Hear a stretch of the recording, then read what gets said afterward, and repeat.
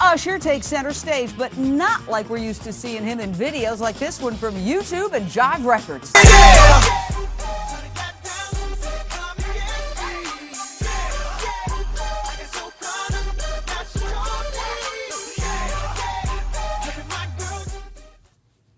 I like his moves, at least his dance moves. This week, the Grammy Award winner broke down in tears in court over claims he's a bad father. He's in a bitter custody battle over his two young sons with his ex, Tamika Foster. Today, the R&B star testified about their tumultuous relationship, describing an altercation where his ex flew into a jealous rage when he drove to her house with his current girlfriend to drop off the kids. Not a good move, Usher.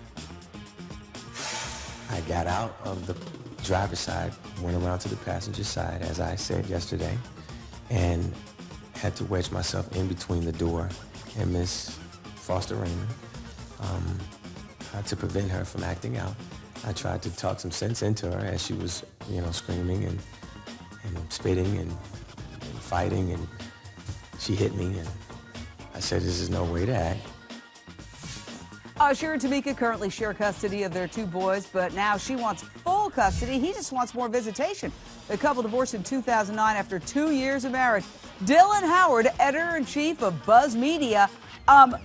We're here also with a fabulous family law attorney, but let me start with you. What the heck is going on? What were the highlights or lowlights in court? Well, this is War of the Roses stuff, Jane. There's no doubt about that. But the big focus of this court case has centred on Usher's alleged drug use. In fact, Tamika's lawyers yesterday questioned him, and he admitted under oath that he has indeed smoked pot, but when asked the question whether or not he's been high under the influence whilst with those children, he really hedged his answers, and she's really questioning his capability and his fitness to be a father. Well, does he have a reputation? Because I don't really get that feeling that he does. He doesn't, no. He's very clean cut. But the allegation that's being made is that he's more interested in being a partier and being a singer and living the high life and touring the world than being a father.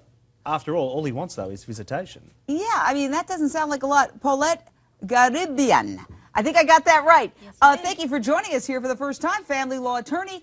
I thought when you get divorced, it's pretty much over. These people were divorced 2 years ago, and they're still fighting? Yep.